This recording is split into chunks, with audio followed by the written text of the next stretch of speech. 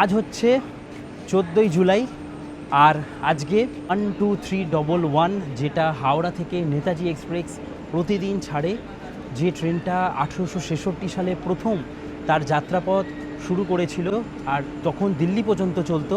আর তারপরে যখন 1891 সাল, তখন এই ট্রেনটাকে কালকা স্টেশন পর্যন্ত এক্সটেন্ড করা হয়েছিল।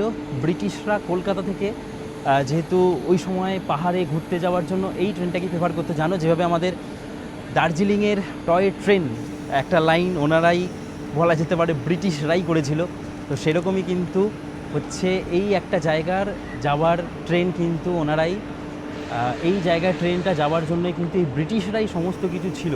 তো যাই হোক সেরকম একটা ট্রেন, যে ট্রেনটায় 1941 খ্রিস্টাব্দে নেতাজি সুভাষচন্দ্র বসু গোমো থেকে, মানে যখন কলকাতা থেকে উনি ছদ্মবেশে পালিয়ে গেছিলেন বিদেশে, কেননা আমাদের এই আজাদ হিন্দ ফৌজকে আরও বেশি শক্তিশালী করে তোলার জন্য, দেশকে স্বাধীনতার পথে এগিয়ে যাওয়ার জন্য, তখন উনি গোমো স্টেশন থেকে এই ট্রেনেই জার্নি করেছিলেন।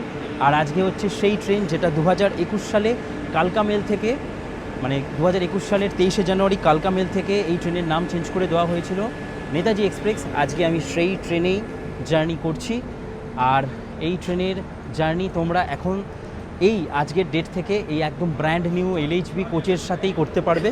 তো এই ছিল কিছুটা আপডেট।